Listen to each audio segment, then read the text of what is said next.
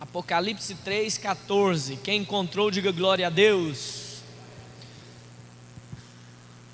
Olha o que diz a palavra do Senhor. Preste muita atenção, porque nossa palavra vai ser toda voltada para esse texto que nós vamos ler agora. Olha o que diz: ao anjo da igreja em Laodiceia escreve: estas coisas diz o Amém, a testemunha fiel e verdadeira, o princípio da criação de Deus. Conheço as tuas obras, que nem és frio e nem quente. Quem dera fosses frio ou quente. Assim, porque és morno, e nem és quente nem frio, estou a ponto de vomitar-te da minha boca. Verso 17: pois dizes: estou rico e abastado, e não preciso de coisa alguma, e nem sabes que tu és infeliz. Olha o que o Senhor fala a respeito dessa igreja. Sim, miserável, pobre, cego e nu. Aconselho-te que de mim compres ouro refinado pelo fogo, para te enriqueceres, vestiduras brancas para te vestires, a fim de que não seja manifesta a vergonha da tua nudez, e colírio para ungires os olhos, a fim de que vejas. Eu repreendo e disciplino a quantos amo. Sê, pois, zeloso e arrepende-te. Eis que estou à porta e bato. Se alguém ouvir a minha voz e abrir a porta, entrarei em sua casa e cearei com ele e ele comigo. Ao vencedor, dar-lhe-ei sentar-se comigo no meu trono, assim como também eu venci e me sentei com o meu Pai no seu trono. Quem tem ouvidos, ouça o que o Espírito diz às igrejas. Põe a mão no seu coração, encurve a sua cabeça aí onde você está. Vamos orar por essa palavra, amém? Ore ao Senhor, peça para Deus falar com você hoje. Pai, nós clamamos a Ti nessa noite. Dá-nos espírito de revelação neste lugar. Fala, ó Deus, no nosso coração. Dá-nos o entendimento da Tua palavra. Queremos, ó Deus, sair daqui absorvendo, ó Deus, o máximo das verdades do Senhor. Espírito Santo de Deus, fala conosco, ministra no nosso coração Tua palavra que é viva, ó Deus, e que é eficaz, em nome do Senhor Jesus. Aleluia, amém. Bom, como hoje é o último domingo que nós vamos falar sobre esse assunto, eu quero dar uma ênfase sobre o que nós falamos nesses domingos atrás. Nós falamos sobre outras 6 igrejas e essa é a última. Nós começamos falando sobre a igreja em Éfeso, que era uma igreja ali que nós podemos dizer que era a igreja do primeiro século. No ponto de vista histórico, todas essas igrejas elas existiram, mas do ponto de vista profético, todas elas apontam para uma situação hoje, no nosso dia a dia. E se nós formos olhar para o lado pessoal, a aplicação pessoal dessas igrejas, nós podemos aprender com cada uma delas. Algumas têm elogios, outras têm repreensões, outras só têm elogios, outras só têm repreensões, como essa igreja aqui que nós acabamos de ler, não tem nenhum elogio para ela. O Senhor não achou nada de bom em Laodiceia. E o que nós temos que observar é o que? Será se nós temos tido as práticas dessa igreja, aquilo que o Senhor exortou, será se Ele não está exortando a nós também? E aquilo que o Senhor elogiou, tem sido uma prática constante dentro de nós? Ou tem muito ainda para nós melhorarmos? Então, quando nós compartilhamos essas igrejas aqui, o nosso alvo é levar você a se arrepender, levar você a colocar um padrão, o prumo. Conhece o prumo? Que se põe lá na construção de uma parede, para ver se ela está bem retinha. Então, é aquele prumo. Quando nós colocamos aqui as características dessa igreja, nós estamos colocando o prumo para você identificar se você tem sido um servo bom e fiel, ou um servo mau e negligente diante de Deus. E o mais interessante aqui é que o Senhor tem uma recompensa para cada uma dessas igrejas. Todas elas o Senhor fala que haviam ali pessoas que eram vencedoras, que não eram como os outros, que não se contaminaram, que não deixaram contaminar suas vestes, mas se tornaram vencedores. Deus tem uma promessa para cada um dos vencedores. Então, o que nós podemos aprender com essas promessas? É que cada uma delas também pode ser direcionada para nós naquele dia. Cada uma delas nós podemos usufruir quando o Senhor voltar e vier estabelecer o seu reino. Então, que Deus possa nos dar essa convicção hoje, essa clareza, né, da importância de cada uma dessas igrejas. Então, Éfeso é a igreja do primeiro século, é uma igreja que tinha labor, que tinha obras e perseverança. Os irmãos lembram dessa igreja que nós falamos? Ela tinha obras, labor e perseverança, porém abandonou o primeiro amor. Como muitos irmãos, eles até trabalham, eles até têm obras, eles até perseveram, porém não sentem mais o primeiro amor, não tem mais um relacionamento genuíno com Deus. Quando chega no momento, às vezes ali de adoração, no momento de um culto, ao invés dele ser cheio, ao invés dele provar da vida de Deus, ele fica paralisado, ele não sabe o que fazer. Talvez é porque você perdeu esse primeiro amor, assim como os irmãos ali dessa igreja em Éfeso. A segunda igreja foi a igreja de Esmirna, é a igreja do segundo século, uma igreja sofredora. Essa igreja é a igreja ali dos apóstolos, a igreja de mártires, onde muitos irmãos morreram em função da obra do Senhor. Nessa igreja de Esmirna, muitos foram colocados ali nos coliseus, perderam ali a sua vida, devorados por leões. Para você ter uma ideia, naquela época, na época da igreja aqui em Esmirna, eles deixavam os leões ali vários e vários dias sem comer nada, e eles soltavam os cristãos ali dentro, junto com os leões, e eles anunciavam que seria uma luta, a luta do homem contra o leão, para ver quem que ia ganhar. Mas nós já sabemos que isso era papo furado. Não tem como um homem ganhar de um leão faminto, não tinha como, sem nada, sem nenhuma arma, sem nada, nenhuma pedra para se defender. E os leões então devoravam eles ali de uma forma cruel, e as pessoas aplaudiam, gritavam, e eram cristãos que estavam morrendo. Pra você ter uma ideia, eles pegavam os cristãos, amarravam de cabeça para baixo. Isso que eu estou te falando aqui é histórico, tudo isso está na história aí da igreja. Se você for olhar há vários anos atrás, eles faziam isso aqui no tempo dessa igreja de Esmirna. Eles pegavam os cristãos, amarravam de cabeça para baixo ali nas árvores, nos jardins dos imperadores, colocavam pinche e ateavam fogo para que eles ficassem clareando ali os jardins durante toda a noite. Eles faziam essas atrocidades, essas crueldades. Talvez você olhe e fale: nossa, ainda bem que eu não estou mais naquele tempo. Mas preste atenção, até nos dias de hoje, escandalize-se aqui no que eu vou te dizer, até hoje tem cristãos sendo mortos, às vezes decapitados, né? Sendo mortos em função de Cristo, em função do Evangelho. Esses países muçulmanos, é o que mais tem, são cristãos morrendo ali em função do nome do Senhor, assim como na igreja em Esmirna. Que o Senhor fala dessa igreja que ela era pobre, financeiramente falando, mas ela era rica. Desliga aqui, tem alguma coisa dando mau contato. Seus microfones.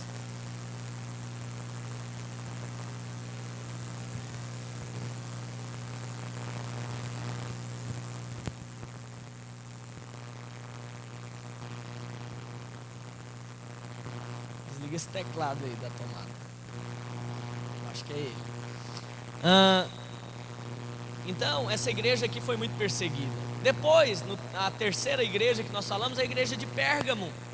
A igreja em Pérgamo, ela é uma igreja que se misturou com o mundo. Entrou aqui um imperador chamado Constantino nessa igreja, e ele tornou a igreja cristã como a religião oficial do império. E eles então começaram a entrar dentro da igreja sem conversão nenhuma. Houve uma mistura terrível ali dentro da igreja. A quarta igreja foi Tiatira, a igreja que se misturou com a idolatria do mundo. Começaram a colocar imagens de escultura, uma série de coisas aqui dentro dessa igreja, que era uma igreja que adorava somente ao Senhor. Eles começaram então a adorar outros deuses. Quinta igreja, a igreja em Sardes, é a igreja reformada, os tempos ali de Martinho Lutero. Nós cremos que essa igreja em Sardes, ela aponta justamente para a revolução que houve ali naquele período da reforma. E a última igreja que nós falamos foi a igreja de Filadélfia. Eita Deus, o que está acontecendo, hein? Ó, é ali. Parou, mexe não. Então veja, a igreja de Filadélfia é a igreja modelo para nós hoje. É a igreja que nós temos que seguir o padrão. Então veja, Filadélfia é a igreja que não recebeu nenhuma exortação, recebeu só elogios da parte de Deus. E é a igreja que vai ser arrebatada naquele dia com o Senhor. É a igreja que nós estamos buscando o padrão. É lógico que eu creio que nós ainda estamos longe de sermos Filadélfia como um todo, mas nós estamos correndo até lá, correndo para sermos vencedores, né, de acordo com aquilo que a palavra de Deus nos diz. Amém, irmãos?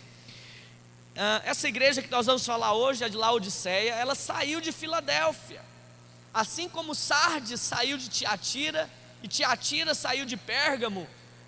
Essa igreja de Laodiceia saiu da igreja vencedora. Então, preste atenção no que eu vou te dizer aqui. Nós estamos no fim dos tempos. Pastor, pode ser que alguma igreja venha se tornar Laodiceia? Pode. Alguma igreja que já foi Filadélfia pode vir se tornar Laodiceia, pode vir se tornar uma igreja reprovada completamente pelo Senhor. Então hoje vamos falar sobre essa igreja. Laodiceia significa o governo das tradições do povo, ou o governo da opinião do povo. É uma igreja onde o povo governa. Toda igreja onde o povo governa, ela está se tornando Laodiceia. E aqui nós temos um problema muito diferente das outras igrejas, porque nós vimos em algumas igrejas que o problema era o nicolaísmo. Jesus. É no pé aqui que eu estou mexendo, vou ficar paradinho aqui então.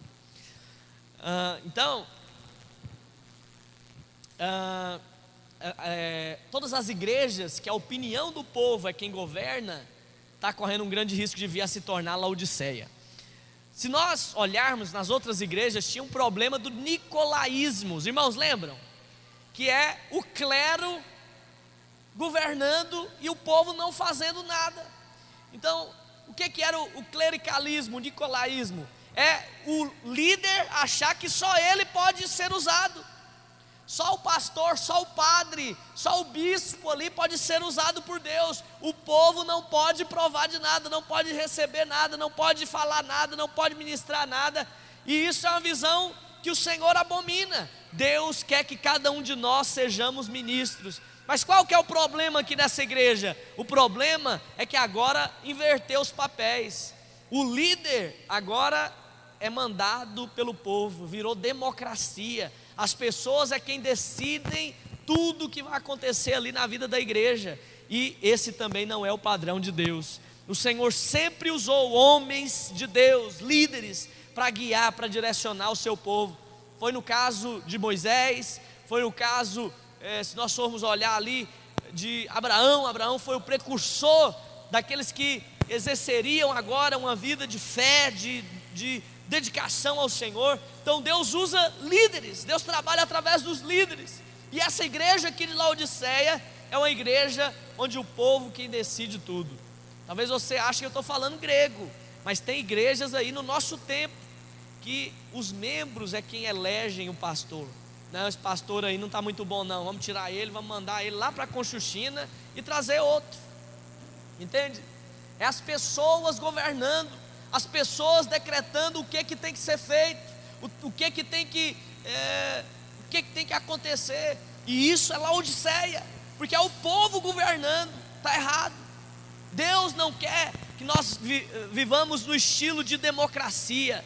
O alvo do cristianismo, irmãos, é nós vivermos a teocracia, que é Deus como centro, Deus governando acima de todos nós. Quantos aqui tem Deus governando sobre a sua vida? Diga aleluia.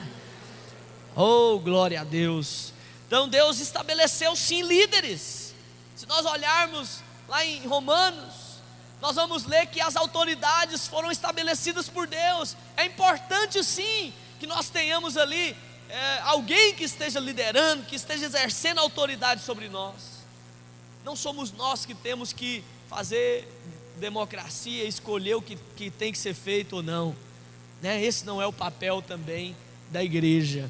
Deus estabeleceu homens que vão direcionar, que vão guiar, né, a igreja como um todo. E eu creio que o Senhor tem levantado aqui na nossa igreja homens de Deus para tomar as decisões corretas, para direcionar para o caminho mais correto, baseado num temor muito grande.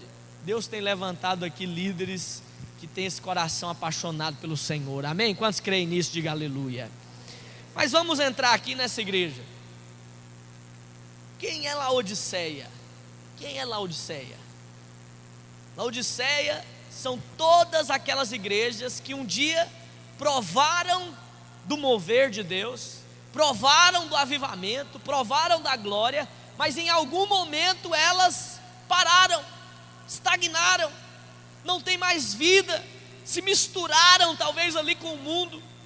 Elas já foram um dia a Filadélfia, já tiveram ali a sua coroa. Uma das advertências que o Senhor faz para a igreja de Filadélfia, que é essa igreja vencedora, é um conselho. Ele fala: conserva o que tens para que ninguém tome a tua coroa. E parece que esses irmãos aqui de Laodiceia não conservaram o que tinha, não guardaram a recompensa, não guardaram aquilo que o Senhor havia dado para elas, e infelizmente se esfriaram e acabaram nessa postura de mornidão total diante de Deus. Eu falei para os irmãos que essas cartas, essas igrejas são divididas em 3 partes. A primeira delas é a revelação do Senhor, segunda parte é a mensagem da igreja, e a última parte é a recompensa que o Senhor tem para o vencedor. Essa igreja aqui talvez seja a igreja mais, como que eu posso dizer, que o Senhor foi mais duro. Como o Senhor foi duro com essa igreja, né? Faz advertências muito fortes aqui para ela, e nós precisamos tomar cuidado para não nos tornarmos Laodiceia, amém, irmãos? Então vejamos, primeiro, qual que é a revelação do Senhor aqui nessa igreja? Está aí no verso 14, diz assim: estas coisas diz o Amém, a testemunha fiel e verdadeira, o princípio da criação de Deus. O Senhor se revela para a igreja de Laodiceia como o Amém. A cada uma das igrejas o Senhor se revela de uma forma com base na necessidade que aquela igreja está passando. Para uma igreja ele diz que é o princípio e o fim.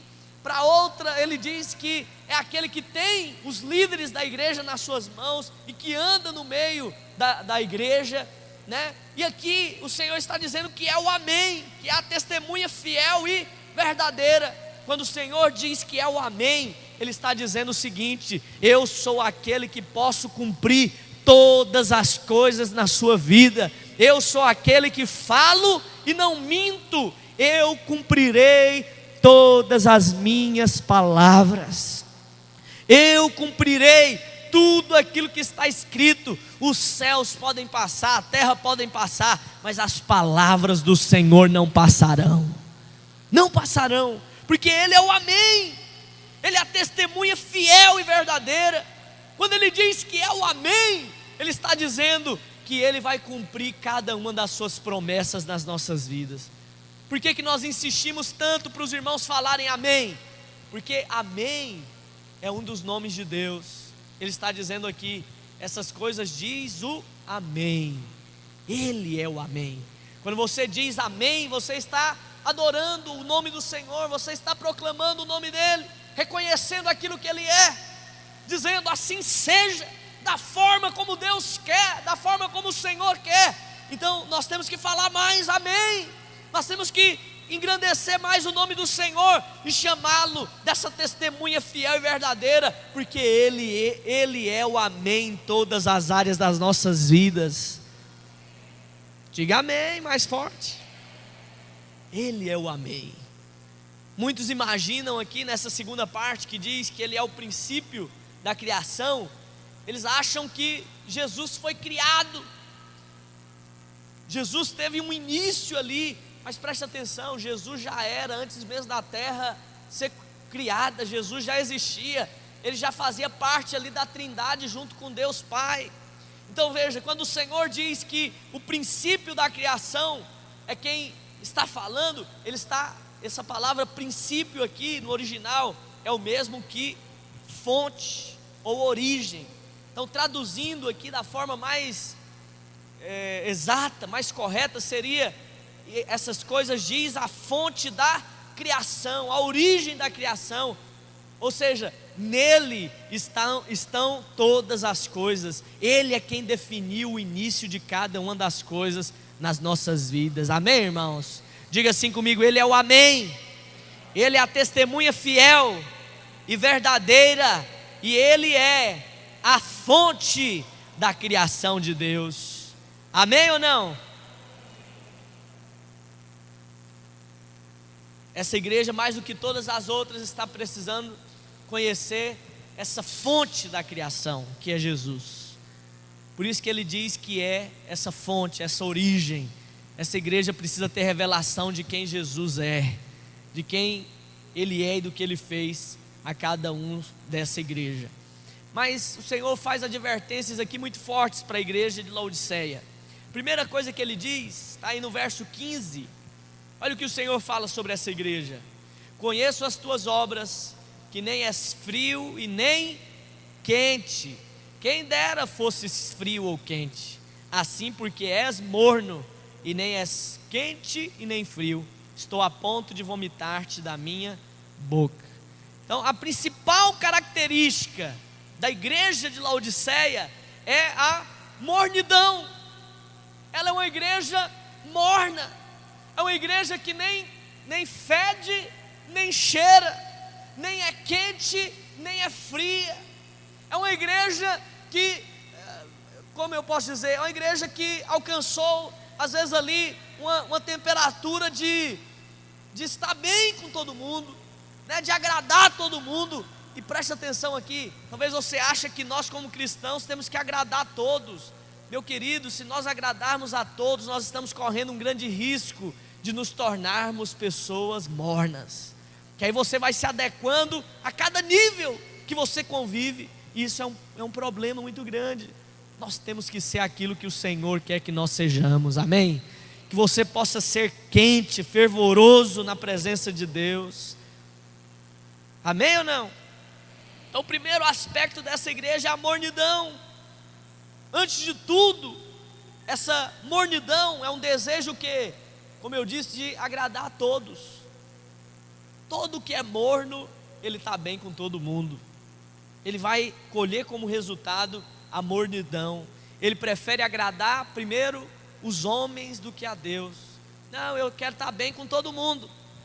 Pois eu vou te dizer algo aqui: se você quer ser quente, se você quer ser um cristão fervoroso, você vai ter que desagradar às vezes muitas pessoas. Eu lembro de um tempo atrás, eu acho que quem é morno não ia gostar de estudar comigo, porque eu realmente, quando eu converti, eu virei um cristão mesmo genuíno. Eu pensava o seguinte: eu era do mundo, eu era para valer. Agora que eu converti, eu quero ser para valer também. Não quero ser crente meia boca, que vai só lá, senta, volta para casa e não muda nada. E aí, eu lembro que uma vez na escola, eu estudava com um filho de um pastor, e eu liderava uma célula. E aí chegou um tempo que esse filho desse pastor, eu estava percebendo as atitudes dele, né? E ele conversando um dia comigo, eu falei: não, eu sou crente e tal, lidero uma célula. E você já é cristão? E ele falou: não, eu sou filho de um pastor da igreja tal, eu toco, né, ministro, louvor ali. E eu, nossa, bom demais, vamos começar um trabalho aqui nessa escola. Aí ele falou, não, vamos ver isso aí, vamos ver, vamos deixar para frente, mais para frente. Eu, beleza, né? Passou, acho que uma semana, sentado ali do lado dele, ele olhou para o lado, viu uma moça, falou, olha João, aquela moça ali, aquela ali, oh Jesus, só Jesus na causa. Aí ele, para que ele fez isso? Ele perguntou, e aí João, o que você achou daquela moça ali? Você namoraria com ela? Porque eu não pensaria nem um minuto. Aí eu falei, olha, você é filho de pastor, cristão, ou é o quê? Porque você, como filho de um pastor, você tinha que ter vergonha de estar falando esse tipo de coisa, oferecendo mulher para os outros, mostrando coisas para os outros. Você não tem vergonha não, rapaz. E falei um monte de coisa, que esse menino ficou vermelho, branco, pálido, amarelo, ficou morrendo de sem graça. Mas por que eu fui tão duro com ele? Porque eu já tinha mostrado para ele quais eram os meus padrões, os meus princípios, o que eu zelava, o que eu não aceitava que falasse comigo. Eu já tinha dito para ele, e ele insistiu de fazer esse tipo de brincadeira. E o interessante é que depois ele mudou muito. Depois que eu dei essa puxada de orelha nele, ele mudou, começou a fazer oração. Toda aula que começava todo dia ali, ele falava, vamos fazer uma oração, gente, rapidinho aí, 1 minuto, só para começar a aula. E puxava a oração ali, mesmo o povo conversando, rindo, zombando, fazia a oração. Mudou muito. Por quê? Porque alguém liberou algo sobre a vida dele. Depois de um tempo, ele veio me procurar e me agradecer por aquilo que eu tinha dito para ele, por eu ter exortado ele naquele momento. Mas eu fico olhando tantos irmãos que se misturam tão facilmente com as coisas. Ele vai de acordo com que o bonde está andando. Se está andando em direção ao pecado, aí me põe dentro aí, eu quero é andar junto. Meu irmão, se você é desse jeito, você pode até agradar as pessoas, mas quando chegar naquele dia diante de Deus, você não estará agradando a Ele. Eu pergunto para você, você prefere agradar a Deus ou as pessoas? Porque não tem como você agradar todo mundo. Eu vou falar para os irmãos aqui, nem todo mundo vai querer andar conosco. Não vai querer. Não vai querer, não tem como. Ele pensa de outro jeito, ele age de outro jeito, ele fala de outro jeito. Ele não vai dar conta. Não é porque nós somos melhores, não, mas é porque às vezes quer viver uma vida de frieza, de mornidão. Você não pode exigir nada dele, porque ele já acha que às vezes você está pegando no pé demais. Irmãos, nós estamos aqui querendo estabelecer uma igreja de vencedores, não uma igreja morna que o Senhor está a ponto de vomitá-la da boca. Deus abomina a mornidão. A mornidão nada mais é do que estar na média. Sabe da onde que surgiu a palavra medíocre? Da média. É aquele que a nota dele é só 7, até passa de ano, mas é medíocre, só está na média. Terrível coisa são cristãos que só vivem na média, medíocre, nunca fazem nada além daquilo que elas já fizeram, sempre ficam ali encalhadas num padrão de vida natural, nunca conseguem avançar na sua vida espiritual, nunca conseguem romper. Por quê? Porque são mornas. Deus está a ponto de vomitar aqueles que vivem uma vida cristã só de nome, só de aparência, só de vir num culto aqui domingo e voltar para casa, volta para o trabalho, volta para a escola e finge que nem é cristão. Usa uma máscara aqui domingo, durante a semana ele é outra pessoa totalmente diferente. Deus não está procurando aqui espiões, Deus não está procurando aqui pessoas que tenham vergonha do Evangelho. Deus está procurando labaredas de fogo, que quando falarem, algo vai acontecer dentro do outro, porque Ele é sal nessa terra, Ele vai salgar a vida das pessoas, Ele vai fazer a diferença, Ele vai lançar palavras de ânimo, de fé. Quando tudo estiver dizendo não, Ele vai trazer uma palavra de ânimo. Nós temos que ser sal, irmãos. Quando a Bíblia diz para nós sermos sal, é para nós sermos diferentes. Deixe de ser fuxiqueiro, deixe de falar mal da vida do outro, vai falar da palavra de Deus. Usa a sua boca para falar de Jesus.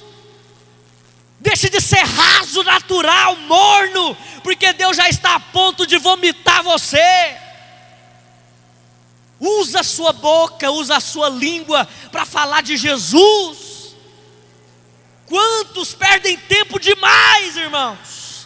Perdem tempo demais com coisas naturais. Perdem tempo demais apontando o erro de um e de outro.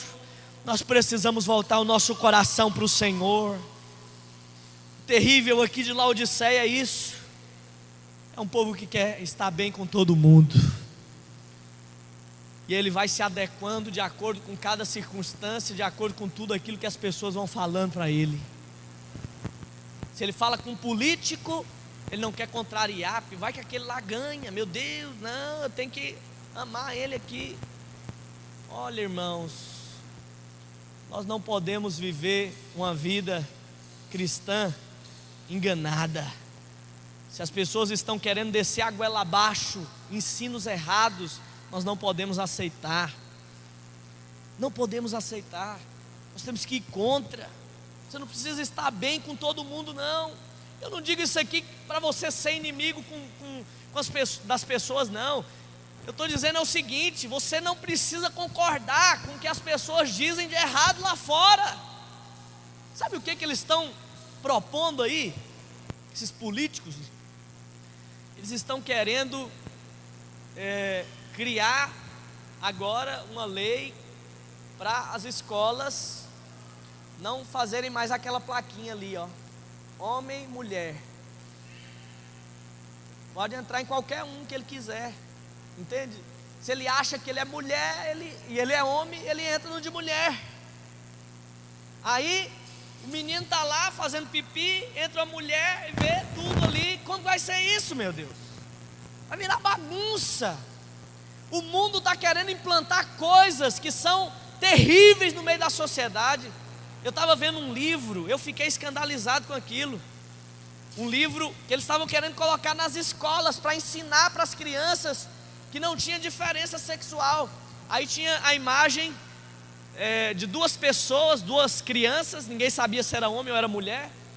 Depende da imaginação da criança, ela decide se é homem ou mulher. Não tinha cabelo, não tinha nada. E aí, no lugar da genitária ali, tinha um buraquinho na folha. E aí, ele escolhia se aquelas duas ali teria o buraquinho, ou então ela iria colocar o dedinho em uma, virar. Entendeu, né? E ele que ia decidir se aquele ali era homem e mulher, ou se era mulher e mulher, ou se era homem e homem. Ele que decide. Querendo descer a goela abaixo dos nossos filhos. Cristão que é quente, que é fervoroso, que não é de Laodiceia, ele não vai aceitar isso, mas é nunca na vida dele. Mas muitos olham e falam: ah, pastor, mas é a sociedade. Se nós somos radicais desse jeito aí, vamos ser excluídos. Pois que seja excluído, entende? Nós não vamos ficar aqui amansando ninguém que vai gerar um padrão mundano. Nós não queremos aceitar nada disso, entende? Nada disso. Estão querendo liberar uma lei aí, não sei nem se já saiu essa, que estão querendo declarar que se um homossexual quiser casar-se em qualquer igreja, qualquer lugar, ele tem o direito. Então, por exemplo, chegar hoje duas lésbicas aqui na igreja e falar: pastor, eu quero fazer o casamento aqui, dia de domingo, com a igreja lotada. Aí eu seria obrigado a fazer. Muitos vão fazer, mas eu não faço. Não vou fazer. Entende? Pode vir, pode processar, pode ser preso. Nós não podemos aceitar tudo aquilo que as pessoas estão colocando. Essa igreja aqui, o Senhor estava a ponto de vomitá-la, porque aceitou todas as misturas do mundo na vida dela. Ninguém sabia mais se essa igreja aqui era cristã, ou era diabólica, ou era de Deus, ou era do diabo. Ninguém sabe, porque misturou tanto, quis agradar tanto, que se tornou uma igreja ali muito equilibrada, muito morna. Rejeite tudo aquilo que vem que é contrário à palavra de Deus. Combata tudo aquilo que vem para causar divisão, intrigas. Irmãos, eu não vou mentir para os irmãos, às vezes tem situações que acontecem que você olha e já percebe ali o veneno da serpente na vida das pessoas. Nós temos que ser cuidado para não sermos usados pelo diabo. Deus tem usado pessoas aqui nessa igreja, mas eu acredito que o diabo também tem falado através de tantos irmãos, para esmurecer, para gerar desânimo, para gerar às vezes esse espírito que eu acabei de falar, de fofoca, de condenação, de acusação. Vai falar de Jesus, meu querido. Não perca o seu tempo falando da vida do outro. Se é para falar dele, fala para ele. Não vem falar para mim, não. Não vem falar para mim. Sabe como que você trata o fuxiqueiro, o fofoqueiro? Quando ele vir falar mal de alguém para você, você fala bem da pessoa que ele está falando mal. Ele vai ficar tão sem graça, mas tão sem graça que nunca mais ele vai falar nada para você. Ou então quando ele vir falar algo ruim de alguém para você, você fala: não, eu tenho o número dele aqui, vamos ligar nele aqui agora. Oi, fulano. Não, fulano está querendo falar algo aqui para você, tem como dar um pulinho aqui? É isso que eu faço com o fofoqueiro. Corta as asas na hora. Na hora. Porque serpente, se você der asa, ela voa longe. Entende? Então você tem que cortar a asa ligeiro. Não pode dar trégua. Tem que cortar na lata. Não pode aceitar que o irmão fique falando, difamando o outro. Porque senão, irmãos, nós vamos virar uma igreja que não tem diferença nenhuma do mundo. Infelizmente. Segunda coisa que o Senhor fala para essa igreja é no verso 17 que diz: você diz, estou rico e abastado e não preciso de coisa alguma, nem sabes que tu és infeliz, miserável, pobre, cego e nu. Muito duro que o Senhor diz para essa igreja aqui. Laodiceia também, além de achar que era uma igreja, além de ser uma igreja que era morna, ela se achava rica, achava que tinha tudo, porém era miserável, pobre, cega e nu. Miserável, pobre, cego e nu. Essa riqueza aqui não é uma riqueza material.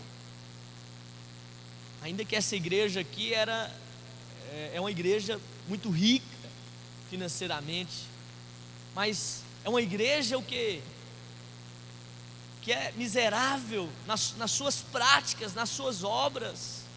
Quantas igrejas, irmãos, estão fechadas para o mover de Deus, não conseguem às vezes aprender com ninguém, não conseguem envolver-se com ninguém, não conseguem ir lá para aprender com ninguém, não conseguem abaixar a cabeça para reconhecer que o outro está crescendo mais do que ele. Como alguém pode achar-se rico e ser taxado de miserável? Você não acha terrível isso? Alguém que acha que é bom, que é rico, porém o Senhor está dizendo: você é miserável. Certamente, irmãos, é porque o que julgam ter não possuía nenhum valor genuíno diante de Deus. Cuidado para não achar que você já está rico e abastado como essa igreja. Na verdade você não tem nada. Cuidado para não achar que você possui todas as coisas e quando chegar diante do Senhor Ele vai talvez olhar e dizer: eu nem te conheço, quem é você? Muitos naquele dia vão ouvir palavras de elogio, de honra, mas outros vão receber palavras de quê? De exortação. Afasta de mim, porque eu não te conheço. Porque às vezes acham que a riqueza que estão edificando é válida diante de Deus. Não é. Quantos possuem uma grande erudição, falam demais, mas não tem nenhuma revelação. Tem muita música, mas não tem nenhuma adoração. Até canta bem, mas não tem vida. Tem muito trabalho, mas não tem nenhum fruto. Tem muito barulho, mas não tem nenhuma unção. Tem muito patrimônio, mas não tem nenhuma riqueza. Consegue entender o que eu estou dizendo? Ele acha que ele tem muito, mas não tem nada. acha que talvez porque canta, ele está adorando, acha que talvez porque tem patrimônios, ele tem uma riqueza, mas a riqueza que o Senhor vai contar naquele dia é a riqueza celestial. Esses são os irmãos aqui de Laodiceia, terríveis, acham que possuem algo, mas não têm nada. Terceira coisa que o Senhor fala dessa igreja, além de dizer que ela é miserável, que é morna, o Senhor diz que ela é cega. No verso 17 ele diz: tu és miserável, pobre, cega e nua. O que a cegueira aqui nos fala? O que é a cegueira? Essa cegueira, às vezes, é você não ter os olhos para enxergar aquilo que Deus quer falar para você. Eu sei que tem um ditado aí que é o seguinte: eles dizem, o pior cego é aquele que não vê. Esse é o ditado aí do mundo, o pior cego é aquele que não vê. Pois eu digo para você que o pior cego é aquele que não se vê. Ele não consegue enxergar o que ele é, ele não consegue enxergar as práticas que ele já tomou, o que ele já fez de errado. Quantas vezes o que supomos ser riqueza não passa de trapo aos olhos de Deus? Precisamos ser curados hoje nos nossos olhos, para enxergarmos aquilo que Deus enxerga, amém, irmãos? Esses irmãos aqui de Laodiceia, eles tinham o mesmo problema dos fariseus. Qual era o problema? Eles tinham olhos, mas não conseguiam enxergar. Tinham olhos e não conseguiam enxergar. Tinham ouvidos, mas não conseguiam ouvir. Nós estamos falando aqui, já tem 7 semanas, 7 domingos, sobre a importância de ser um vencedor. E tem irmãos que às vezes nunca mudaram em nada. Tem olhos, mas não veem. Tem ouvidos, mas não conseguem ouvir. Estão paralisados na mornidão do mundo. Estão buscando apenas ser um cristão reconhecido como aparência no meio da sociedade. O mero conhecimento intelectual da Bíblia é destituído de valor. Tem gente que sabe a Bíblia de cós salteado, mas nunca teve revelação de um verso, de uma palavra que está escrito lá. Se tudo o que temos, irmãos, é uma aparência, então nós não possuímos coisa alguma.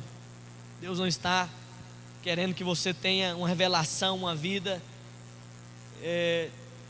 de conhecimento natural apenas, mas que você tenha a revelação daquilo que Ele é. Você pode saber tudo sobre a laranja. Quando ela está madura, a casca fica amarelinha, ela dá tal período do ano, tarará, dá mais ou menos tantos num pé de laranja. Você pode saber tudo sobre ela, o nome científico dela, mas se você nunca provou uma laranja, se você nunca chupou uma laranja, você nunca vai saber quem ela é de fato. Qual o problema da nossa geração? Que as pessoas buscam conhecer a palavra, elas até leem, elas até buscam, mas nunca experimentaram o que está escrito. Elas até sabem que Jesus morreu no lugar delas, mas ela nunca tomou posse dessa revelação. Esse é o cego.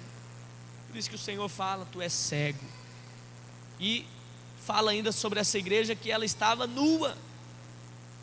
A igreja que estava sem vestes, além de pobre, cego, morno, era uma igreja que estava nua aos olhos do Senhor. Deixa eu te dizer algo aqui. Existem 2 tipos de vestes que a Bíblia menciona. São as vestes da salvação, que são dadas no batismo. A Bíblia diz que quando nós somos batizados de Cristo, nós nos revestimos. Quantos aqui foram revestidos de Cristo aí? Diga aleluia. Quantos aqui já receberam Jesus como a sua veste de salvação? Diga glória a Deus. Essa veste você tem a partir do momento que você recebe Jesus. Mas a Bíblia está dizendo que esses irmãos aqui, eles não tinham uma roupa que é sobremodo mais excelente. que é uma vestidura que nós já até falamos alguns domingos atrás, que ela é tecida com atos de justiça, com obras. Essas vestes que estão mencionadas aqui nesse texto, é uma veste de práticas, de obras diante do Senhor. Muitos naquele dia chegarão diante de Deus falando: Senhor, Senhor, mas nós não expulsamos demônios em Teu nome, não curamos enfermos em Teu nome. E o Senhor vai dizer para muitos: eu nem te conheço. Por que o Senhor não conhece? Porque expulsou, mas não expulsou para a glória de Deus, expulsou para a glória de si. Curou enfermos, mas não foi para a glória de Deus, foi para a glória de si. Nós precisamos hoje, irmãos, tecer as nossas vestes nupciais, as nossas vestes de reinarmos, de nos casarmos naquele dia com o Senhor. Amém? Amém, irmãos? E aí, para encerrar nosso culto, o Senhor dá o remédio para essa igreja.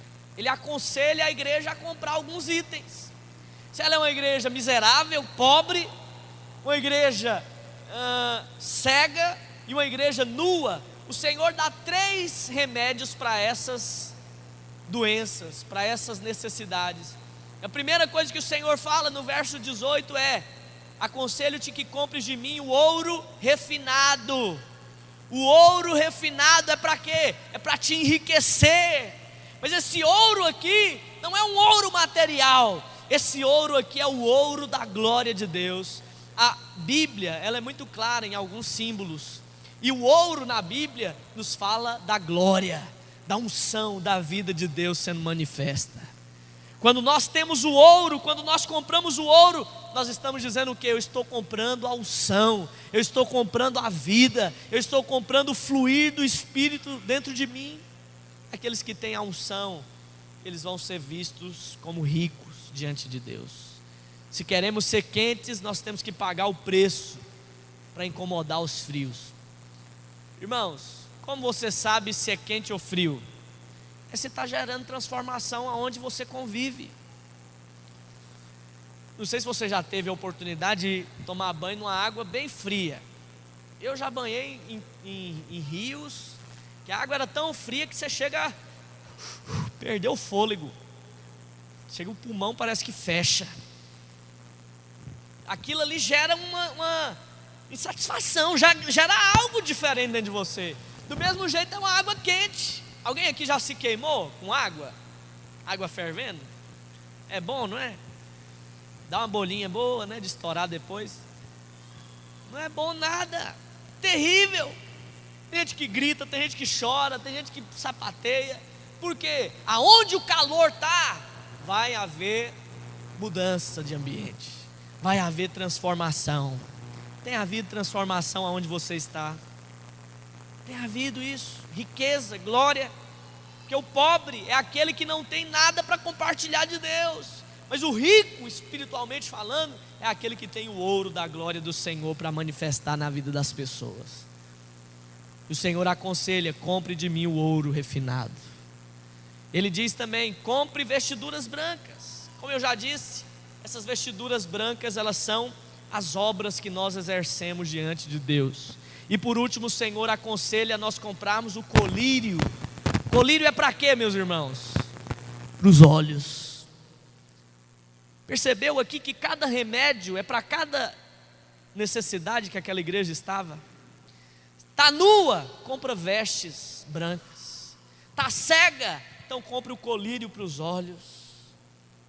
Está pobre, miserável, compre de mim o ouro refinado da unção. O Senhor está dizendo para essa igreja que ela precisa desse colírio, ela precisa ter um coração ensinável, um coração aberto para aprender, para se submeter, para reconhecer que ela precisa aprender ainda mais. Sabe quais são as pessoas mais difíceis de você lidar? São aquelas que já acham que sabem de tudo. Irmãos, nós temos que abaixar a nossa cabeça e reconhecer que nós temos muito ainda que aprender. Nós estamos só no início da igreja aqui na cidade. É só o início. O que nós estamos vivendo é apenas o começo. Mas eu quero que você pense em algo aqui. Será se nós tivermos daqui uns 100 anos, os frutos, os seus frutos, nós vamos ter pessoas aqui intensas? Nós vamos ter pessoas exaltando ao nome do Senhor com intensidade, com gratidão? Porque daqui a 100 anos, nossos filhos, tanto naturais como espirituais, eles vão exercer aquilo que eles aprenderam conosco, e não vai ser do mesmo jeito, vai ser menos ainda, vai ser pior. Sabe como saber se nós temos sido sal nessa terra? Se nessa cidade houvessem pessoas, todas as pessoas na verdade fossem como você, como seria essa cidade? Como seria? Será que seria uma cidade onde o povo ia fazer vigília toda semana? Será que seria uma cidade onde o povo iria se reunir diariamente para partir o pão de casa em casa e viver em comunhão uns com os outros? De viver essa vida compartilhada? Ou será se seria uma igreja, um povo voltado somente para os seus próprios interesses? No verso 20, a Bíblia diz: eis que estou à porta e bato, se alguém ouvir a minha voz e abrir a porta, entrarei em sua casa, cearei com ele e ele comigo. A situação mais terrível dessa igreja, mais dramática que eu acho, é essa daqui. Eu sei que nós usamos esse texto aqui normalmente para pregar para alguém que é incrédulo, para alguém que está lá no mundo. Olha, o Senhor está batendo na porta do seu coração, abra o seu coração e aceita Jesus hoje. Muito bom falar isso, mas preste atenção, o Senhor está falando isso aqui para a igreja, para irmãos crentes. Ele está dizendo: eu estou à porta, batendo de fora, querendo entrar, me deixa entrar e eu vou cear, eu vou partilhar dessa comunhão com você. A situação mais terrível com a igreja pode se encontrar é deixar Jesus do lado de fora, trancado do lado de fora, batendo desesperado, querendo entrar, e as pessoas não abrem, não tem intimidade, não acham valor naquilo que é de Deus. Que hoje você possa abrir a porta do seu coração e falar: Senhor, usa a minha vida, eu estou aqui para ter relacionamento com o Senhor. Eu não quero deixar o Senhor batendo do lado de fora da porta do meu coração. Eu quero provar de uma intimidade genuína com o Senhor. Sabe por que o Senhor está batendo na porta? Sabe por quê? Fiquei pensando hoje, meditando, por que o Senhor está batendo do lado de fora? Por que Ele simplesmente não vai embora e desiste e abre mão, né, desse relacionamento com essa igreja? E o Senhor falou muito forte no meu coração: sabe por que eu estou batendo na porta e nunca vou desistir? É porque eu quero ter comunhão, relacionamento até com aqueles que têm me negado, até com aqueles que não movem uma palha para ter intimidade e relacionamento comigo. Eu quero insistir com Ele, eu acredito nele, eu acredito que em algum momento Ele vai abrir a porta e eu vou poder entrar e ceiar com Ele, partilhar dessa comunhão. Oh irmãos, terrível coisa nós servirmos a Deus sem Ele, é nós fazermos a obra de Deus sem Ele, é termos aqui uma vida de igreja sem o centro principal, que é Jesus. Sabe o que vai levar eu e você a termos a expressão do amor e da vida de Deus aqui na terra? É quando nós nos sentirmos tão amados por Ele, a ponto de não odiarmos ninguém, de não nos acharmos no direito de termos mágoa com ninguém, de que cada um é importante para o Senhor, assim como nós somos. Eu quero convidar você a ficar de pé aí no seu lugar. E nós vamos encerrar falando sobre a recompensa que o Senhor tem para o vencedor nessa igreja. Ele diz no verso 21: ao vencedor eu dar-lhe-ei o sentar-se comigo no meu trono, assim como também eu venci e me sentei com meu Pai no seu trono. As pessoas pensam que ser um vencedor é ser uma pessoa fora do comum, viver um padrão muito superior dos demais. Pois eu digo para você que ser um vencedor é simplesmente fazer aquilo que está no coração de Deus. O mais impactante aqui é a recompensa que o Senhor dá. Ele fala que nós nos assentaremos com Ele, junto com Ele, no seu trono. Sabe o que é se assentar junto com o Senhor no trono? Não é que o Senhor vai sair do trono e pôr você para sentar. Eu creio que o Senhor naquele dia vai pôr muitos no colo e consolá-los. E só o fato de você estar sentado junto com Ele no trono, junto com Ele ali recebendo aqueles elogios e aquele consolo, meu irmão, vai ser uma recompensa extraordinária. Deus tem nos chamado nesses dias para termos essa revelação de que Ele é o nosso Deus, de que Ele quer ter essa intimidade conosco. Quero convidar você a fechar os seus olhos aí no seu lugar, e nós vamos encerrar orando, pedindo ao Senhor para que Ele manifeste a sua glória, manifeste a sua bondade nas nossas vidas. Feche os seus olhos. Enquanto eu falo para você o que é ser um vencedor em cada uma dessas igrejas, vai pensando, meditando para ver se você tem sido isso, para ver se você tem tido essas práticas. Ser um vencedor na igreja de Éfeso é não abandonar o primeiro amor. Ser um vencedor é não olhar como os nicolaítas, de acharem que apenas podem ser usados. Ser um vencedor é não cair na doutrina de Jezabel, de Balaão, de achar que outros deuses são mais poderosos do que o nosso. Ser um vencedor é ser um Antipas, é ser contra o pecado, é ser contra a idolatria, é ser contra a prostituição, ser contra as injustiças desse mundo. É aquele que conserva o que tem, que não é morno, mas é quente. Ser um vencedor é ser radical, é amar a Deus acima de todas as coisas. Ser um vencedor é viver uma vida de relacionamento com o Pai, não uma vida que Ele está para o lado de fora batendo, querendo entrar, mas é uma vida onde a porta do coração está aberta para ter relacionamento diário com o Senhor. Feche os seus olhos aí onde você está, põe a mão no seu coração, fale para Ele nessa noite, diga para Ele, diga: Senhor, meu coração está aberto para receber do Senhor, meu coração está aberto, ó Deus, para ter relacionamento contigo, Jesus.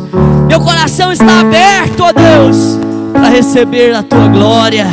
Oh Deus, nós queremos agradar ao Senhor, nós queremos fazer aquilo que está no teu coração. Oh Deus, ensina-nos, Senhor, oh Deus, a nos preocuparmos mais com aquilo que o Senhor está pensando ao nosso respeito, do que com aquilo que as pessoas estão dizendo. Espírito Santo de Deus, manifesta a tua glória em nós, manifesta o teu amor dentro de nós. Oh Espírito Santo de Deus, fala nas nossas vidas, ministra, Deus, a tua bondade, a tua graça neste lugar. Oh Deus, dá-nos o colírio, para que possamos enxergar tudo aquilo que o Senhor tem para nós. Dai-nos vestes, ó Deus, vestes nupciais, para que naquele dia possamos casar com o Senhor, possamos, ó Deus, viver, ó Deus, nesse relacionamento genuíno com o Senhor. E nos dê o ouro refinado, Deus, o ouro, ó Deus, que é refinado pelo fogo, o ouro da tua glória, da tua presença. Manifesta em nós, Senhor, as riquezas que vêm de ti. Oh Espírito de Deus, livra-nos, Senhor, de nos acharmos ricos, abastados, mas lá no fundo nós somos pobres, miseráveis. Oh Senhor Jesus, nós queremos ter riquezas diante do Senhor, queremos ter obras diante do Senhor, queremos ter, ó Deus, o elogio do Senhor naquele dia. Espírito Santo, me ensina a ser um cristão genuíno, ó Deus, a não me deixar levar pelas fofocas, pelas intrigas. Ó Espírito Santo de Deus, me dê revelação, Senhor, de que existe algo mais precioso. Ó Espírito de Deus, me ensina, Senhor, a controlar, ó Deus, a minha língua. Ó Deus, em nome de Jesus, manifesta através da minha vida, Senhor, o teu fluir, o teu mover, e não me deixe perder, ó Deus, a unção, a vida. Ó Deus, eu não quero me tornar Laodiceia. Ó Deus, eu não quero me tornar um derrotado. Espírito Santo de Deus, conduz os meus passos, Senhor, para que eu não viva do passado, para que eu não viva de experiências passadas, mas que eu viva o presente como vencedor. Oh Santo Espírito de Deus, Espírito de Deus, fala no coração do meu irmão agora. Mostra para ele, Senhor, se ele tem se tornado Laodiceia, se ele tem perdido, Senhor, aquela paixão inicial, se ele tem perdido, ó Deus, aquele encargo pela obra, aquela paixão em servir o Senhor que ele tinha antes. Oh Espírito Santo de Deus, mostra para o meu irmão, oh Deus, se ele tem sido morno, ó Deus, não sente mais a tua vida, não sente mais a tua presença, e enche-nos, Senhor, enche-nos com a tua glória, enche-nos com o teu poder, ensina-nos, ó Deus, a vivermos na dependência do Senhor.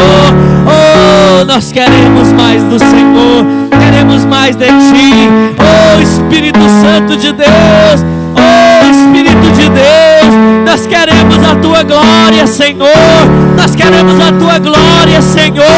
Oh, não nos deixe cairmos no comodismo do dia a dia. Espírito Santo de Deus, dai-nos, Senhor, dai-nos revelação daquilo que o Senhor quer que nós venhamos ser. Nós queremos ser uma igreja de vencedores. Tem misericórdia de nós, Senhor. Olha para nós, Senhor. Olha para nós, Senhor. Tem compaixão das nossas vidas. Não nos deixe, ó Deus, perder a intensidade.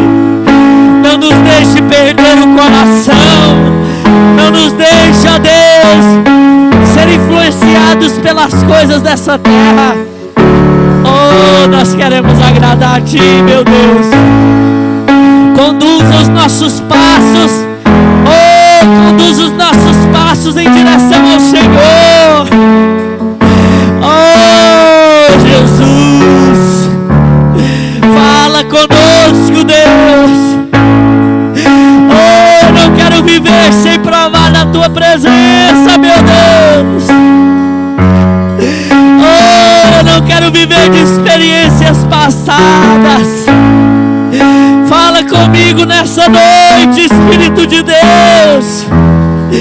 Oh, Senhor, muda-nos, ó Deus. Leva-nos a sermos uma igreja que é a expressão do Senhor. Leva-nos, ó Deus, a passarmos a Tua graça para frente. Oh, Deus, a não pararmos o mover em nós. Que venhamos, ó Deus, influenciar outros. Que venhamos ser usados nesses dias. Oh, Santo Espírito de Deus, tem compaixão de nós, Senhor. Porque muitas vezes nós temos deixado o Senhor batendo desesperado do lado de fora. Tem compaixão de nós, Senhor. Porque passam dias, meses, às vezes até anos, sem que provemos de fato da comunhão genuína com o Senhor, da presença viva do Senhor. Oh, nós abrimos a porta do nosso coração, Senhor. Oh, não aceitamos esse relacionamento do Senhor batendo do lado de fora. Oh, Espírito de Deus, nós Te louvamos, Senhor. Te engrandecemos, ó Deus. Aleluia, Jesus. Aleluia. Irmãos, preste atenção ainda em algo que eu vou te dizer. Deus tem separado nesses dias homens e mulheres para fazerem a sua obra. E eu percebo muitos aqui hoje que têm sido separados por Deus, mas que às vezes a frieza do mundo tem entrado dentro do seu coração e você tem se tornado morno, não consegue mais ter expressão de Deus, não consegue mais ter a alegria que o Senhor escreveu para você. Vive condenado, acusado, mas creia em algo que eu vou te dizer aqui.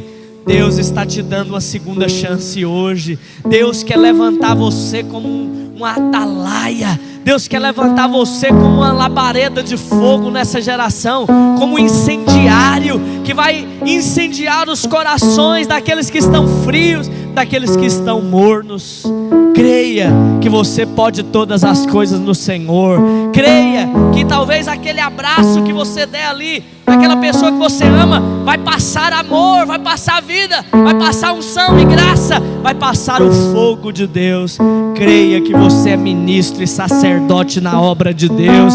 Não deixe que o diabo esmoreça você. Não deixe que as pessoas coloquem você para baixo. Não acredite naquilo que as pessoas falem mal de você. Creia que o Senhor está falando melhor. Creia que o Senhor está te dando uma outra oportunidade. Creia naquilo que Ele tem dito ao seu respeito. E o que Ele diz é que você pode, que você consegue todas as coisas nele, em nome de Jesus. Quantos creem nisso? Diga amém. Então dê uma salva de palmas bem forte aí no seu lugar.